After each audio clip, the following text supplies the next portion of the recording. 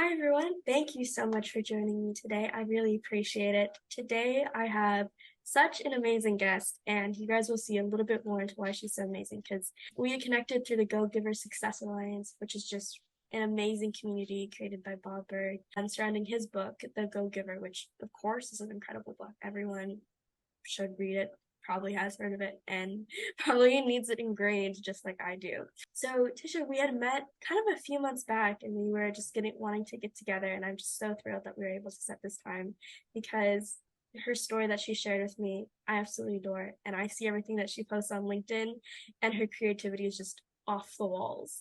I feel like I always struggle with what to post, how to present myself, but I feel like she just does it in such a fun way, but that also grabs people's attention in a way to move forward with her, which I feel like is a really, really big part of marketing and branding.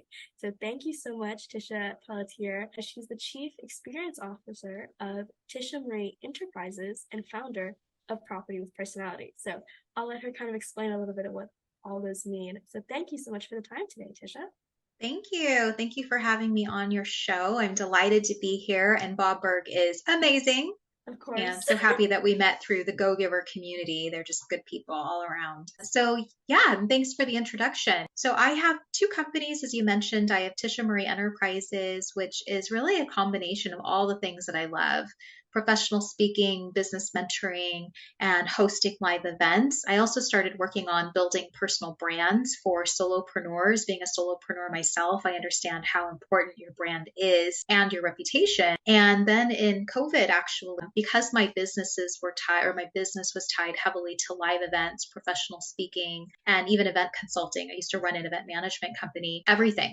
Everything went out the window, overnight. And it really forced me to, as you mentioned, get creative. And I started doing more personal brand building and creating programs that realtors actually started approaching me for it, which encouraged me to get my license so I could better relate to them. So, Property with Personality was just born last year in 2021, and just super fun. I've just gotten so many more amazing opportunities. I'm at a new brokerage, and it's so cool. It's so cool to see the ebb and flow of when you feel like you're down, you just bounce right back. So yeah, I've been in business though since 2004 with marketing company, event management. I also ran a mom entrepreneurs group nationally for quite a while, produced tons of events, and I'm also an author of a couple of books and have co-authored a few as well. So a lot of good experiences in life. Yeah, of course. That is incredible. And writing books are no small feat. My dad's written a few, and I've seen that process, and I'm like, oh my gosh. It's work. It's It work. is actually, yeah, I'm in the process of writing one myself, so I know exactly what Oh, you're talking about. good. Yeah. Good. But it is a really rewarding process as well, which I think is the most important part as well. It is. I think when you can really just put your baby in your hands and you can hold your book, something that you worked so hard for, and you know that other people are getting a glimpse of you through that book, or they're reading, or they're learning, or you're impacting them, like that to me is the most rewarding. To me, it has nothing to do with bestsellers or any Oh of yeah. that. It's really more of just that accomplishment, that feeling of I did it, and Hmm. my word is out there, my legacy lives on, even though I may not be here in the future, and that the Yeah. book is still there for other people to enjoy at any age. Yeah, and that it's so fantastic. So I appreciate you bringing that up. And you have, as you mentioned, you have accomplished so much since you had started your career in 2004, which I think is so incredible. Since you kind of started, honestly, even maybe before your professional career, just in life, is there anything that you have learned since maybe being 17, 18, a young adult that you would like to tell maybe the younger generation kind of moving forward, or something that really stuck out to you, like, wow, I did not realize I was going to learn this, or I was going to go through this, but I'm so glad that I did. Yeah, I think it's a lesson that I learned actually very early on, and that you don't have to go the way you think you have to go. And the reason why I Hmm. say that is I had a very distinct goal in mind when I was 17, 18, or even a little older. I was in college, and I really, really, truly wanted to be the news anchor. That you watched on TV, that reported the news, that was always on scene. I really wanted that position, and I worked very hard for it. And when I got into my senior year of college, I decided, nope, actually, I don't want these things. So I would say to the younger me, or even to the younger people watching or listening to this podcast, that you don't have to have it all figured out, because life actually works out the way it's supposed to. And that's dog is walking into my office and just opened the door. You're like, why do I not see anybody? It's the dog. I didn't put the, hey, I'm on a live stream podcast right now. No worries.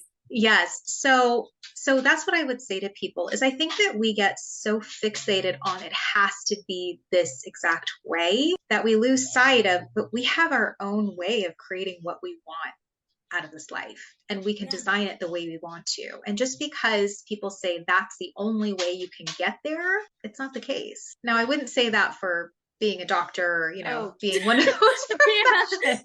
You kind of have a clear path to how you want to get there, like one straight line. But if you're really looking to be more creative in your journey, you will figure it out and you'll find your way. And the reason why I say that is I really quickly took a detour. I did not, even though I finished with the degree in broadcasting, I didn't go that route. But when I look at my life today, I still get to do all the fun things without the breaking news and the bad news that's all around society. I still get to do the fun things that all the news anchors get to do.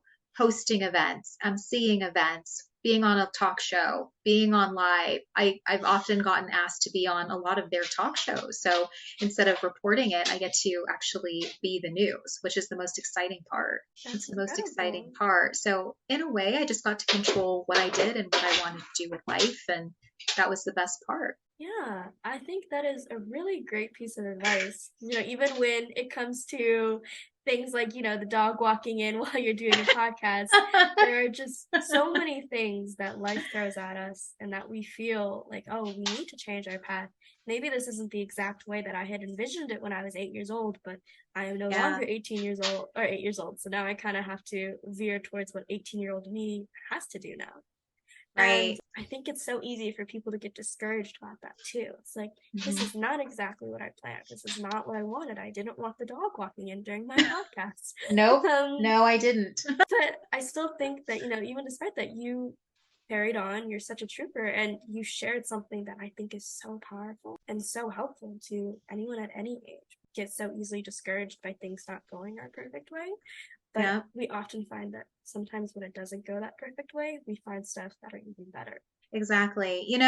Like you just said, that we so want to control everything, right? And when it doesn't go our way, it's like temper tantrum city. Why isn't it going our way? I mean, I didn't ask for a pandemic. I didn't ask for all of the things I worked for to just disappear overnight. I didn't ask for those things. But I was like, you know what? I'm resourceful. I'm resilient. I know I can get back up. I've been here before.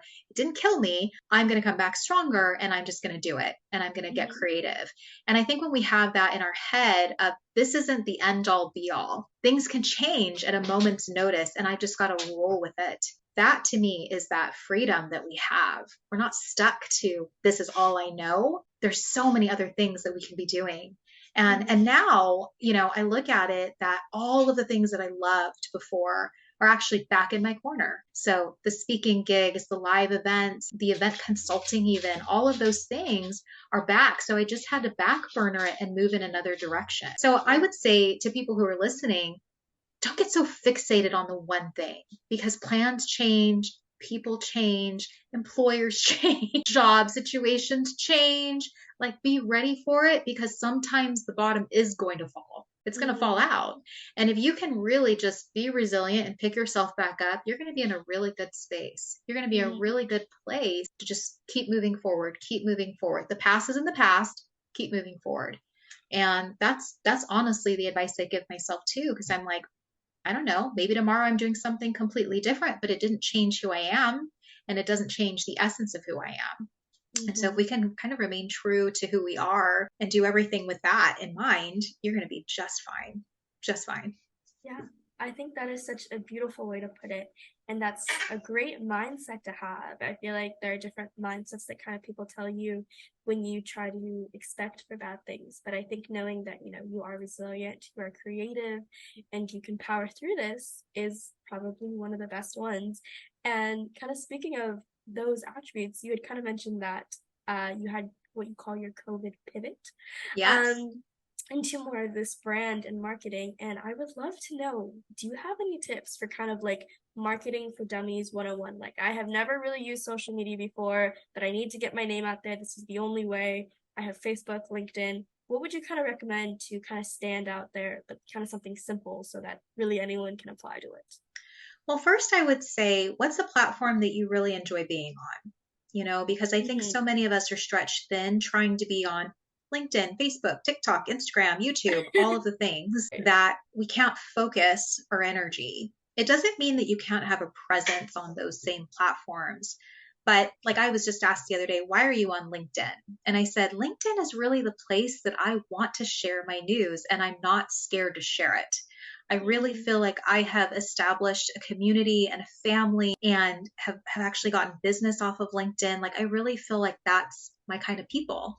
So, first of all, I'd say don't try to be everything to everybody. Figure out who are your people and go to where your people are. So that's my one thing. And that honestly is coming from a girl who has a very serious love-hate relationship with all social media. Like, if I could be off of it tomorrow, I would. True story. But I do it because it's necessary, especially when you're trying to build a brand and a business. The other thing is, I think you said it earlier, when I post things, it just seems fun and effortless. And it should be that way. And the reason Mm-hmm. why it is that way is because I am me to the core. I'm not trying too hard. I'm giving you a glimpse of my life. I'm letting you into my personal and saying, hey, today I'm hanging at the football fields with my family watching the Cardinals. Today I am enjoying a nice walk around the park with my dog. Like, you want people to get a glimpse of who you are because it can't always just be about the professional business and I think that when we look at our life of, I have so many other elements to me aside from just business, branding, real estate, then it's like sky's the limit of what you could actually share and put out there. The other thing that I would share for people on social is, I don't want you to get fixated on the numbers. So many of us want to just skyrocket and have virtual fame and it went viral and all the stuff. And I'm like, nope. You know what? For me, the posting, the reward is actually the message or the comment that you received. Even if one person commented and saw it, that means one person saw it and was moved by what you did or what you said or what you shared. So if you can get past the whole numbers game of everybody has to see it and I just have to be this viral sensation, you will do so well because you don't have that expectation. I think a lot of us have that expectation and that's why we get burnt out. It's not working. I'm not doing it. I tried. Nobody likes my stuff. I'm a failure. I'm a this, I'm a that. Fill in whatever you want. But if you're doing it just for the sheer purpose of, this is me and this is how I want to show up and I want to attract more of people that are like me. We have a Mm-hmm. lot of similar interests. They have dogs too. Like, they love to walk at the park. They love ice cream. Whatever it is, those are the people that you really want to strike up the community and be around. It's just like the Go Giver community. I have no doubt that all of those people have read Bob Burg's books, all of them. He attracts those types of people. And so your brand, your posts should be attracting the right types of people your way that you could really start a beautiful connection, friendship with. Yeah, I think that's a really great thing to say, especially because so many people care so much about those numbers. And I would say that consistent posting and really staying out there, it doesn't matter if 100 people like your post. If you can get 2 or 3 people just to comment or like, and then you start a connection with them, who knows where that can take you? Like, I Right? would definitely rather have 10 likes, but those 10 likes be my biggest supporters and people I have a very meaningful connection with rather than 100 people who kind of know my name and they're just kind of giving the like because they see it through their feed. So Yeah. I think that's Yeah. really great is developing those relationships. Yep, relationships matter. They really do. And I'll be honest, I look at my feed and when I post things, it is the same people commenting and the same people just like cheering me on. Like you said, they're big supporters. They're not total strangers. They're people Yeah. that I've actually developed a relationship with. A lot of them I've actually met in real life, and that's what you're there for. That to me is the biggest reward is getting to meet someone and then getting to actually meet them in real life and follow through with this friendship that you've started. Like Yeah. that is the beauty of social media. So if you're like me and you're like, oh, I hate this, there is a silver lining. There's a reason why you're on it, and it's to create the connections and the right relationships that lead to opportunity, Yeah. truthfully. I think a really big part of social media is that if you find yourself actively disliking it, I think there's really great ways that you can just kind of look in and be like, why do I dislike this? And I think a really great feature that people don't talk about it is being very aware of your circle. And if you really don't like what you see on social media, there are options to take them off of your feed because you deserve to Right? have a feed that you like, that you enjoy. Like, hey, I don't love the idea and I don't love the concept of social media. I don't really like what it might have forced society into. But I like the people I see. I like the people I talk to and I like the people who talk to me. And I feel like Mhm. that's a really great way to make social media kind of fun for you. It's like, yeah, this is my good friend Tisha. I see on my feed. She's having a great time. This is amazing. I do like this. It doesn't have to mean you're in love with it, but you can Yeah, enjoy that presence. You deserve to. exactly. Exactly. You make it what you want, right? Exactly. And Yeah. like you said, if you don't like what you see, you have the power to remove people, to get off a certain platform. Like you are not in prison there. Like you can make decisions. You have choices. Exactly. So Hmm. thank you so much for the time that you've taken today. You've just shared so many amazing tips that I am so excited to work on my social media and improve it, and hopefully it'll be up to your standards kind of Of soon. course. Thank you so much for your time today. I really appreciate it. Of course. Thank you so much.